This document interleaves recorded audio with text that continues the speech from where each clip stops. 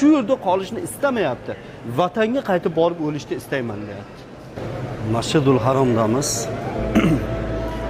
Yurakni to'lqinlantiradigan, anchayin ezib qo'yadigan bir voqea bo'ldi hozir.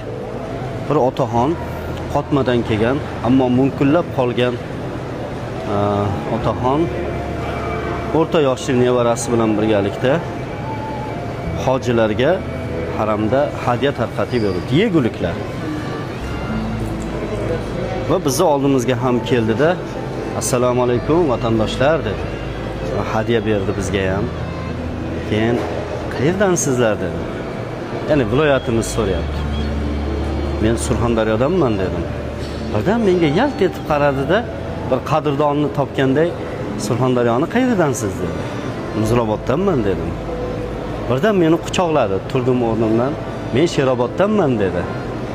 Keyin mashalloh dedik, suhbatlashdik va ko'z yosh qildi birozgina.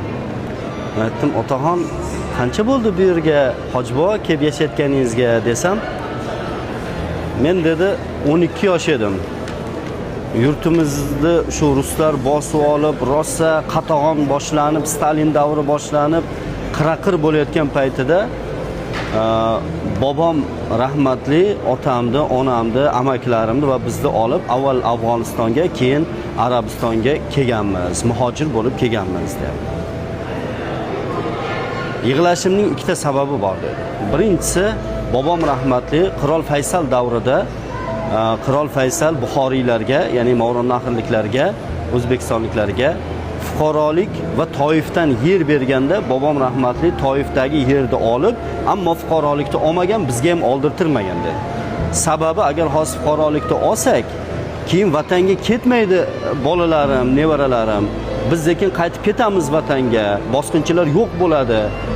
Vatanimiz ozod bo'ladi, mustaqil bo'ladi va biz qaytib boramiz deb fuqarolikni oldirtirmagan deyapti.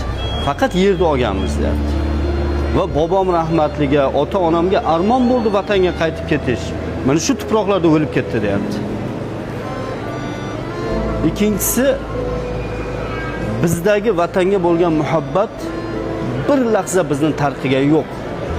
Ammo bolalarimda bizdagi muhabbatning yarmi bor.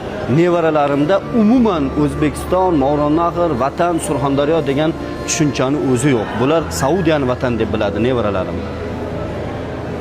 Armonim bor bitta, shu armon bo'lib qolmasin, duo qilingizlar. Niyatim vatan tuprog'ida jon berishdi.